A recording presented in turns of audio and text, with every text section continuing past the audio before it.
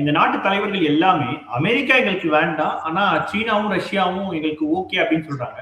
அப்போ ஒரு நாடு எந்த நாட்டுக்கு கீழே இருந்தா என்ன அப்படின்ற ஒரு கேள்வி இங்க எழுது இல்லையா?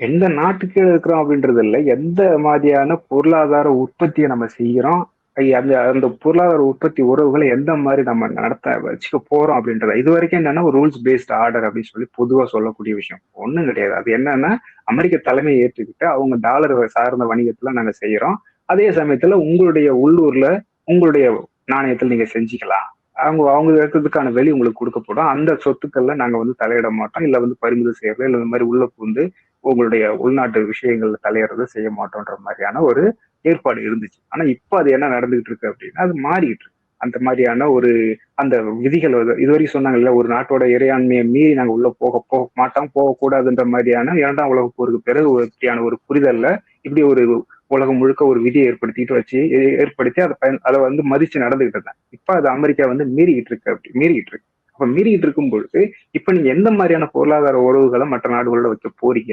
அப்படின்றத ஒவ்வொரு நாட்டு முன்னாடி இருக்கிற கேள்வி.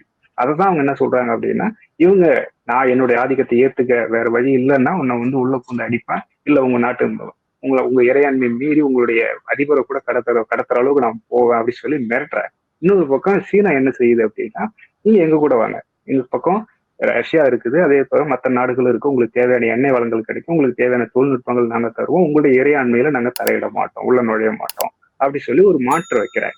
அப்போ நம்மளுடைய தெரிவுன்றது என்னன்னா இங்க இருக்கக்கூடிய ஒவ்வொரு நாட்டுல இருக்கக்கூடிய அந்த ஆளும் வர்க்கங்களுடைய தெரிவா தான் இருக்கு, புரிஞ்சுக்கணும். அப்போ நீங்க எந்த பக்கம் போறீங்களா அந்த பக்கம் போறீங்களா அப்படின்றது ஒண்ணு, பயந்து இந்த நாட்டோடைய அந்த ஆதிக்கத்தை ஏத்துக்க போறீங்களா, இல்ல துணிஞ்சு நின்று நம்ம சண்டை போட்டாலும் சண்டை போட்டு எனக்கான பங்கை நான் வந்து தக்க வச்சுப்பேன், அதுக்கு நான் வந்து சீனா பக்கம் போறேன் அப்படி சொல்லி ஒரு முடிவு எடுக்கிறது அப்படின்றத ஒவ்வொரு நாட்டோடைய அந்த ஆளும் வர்க்கம் முடிவு செய்யும்.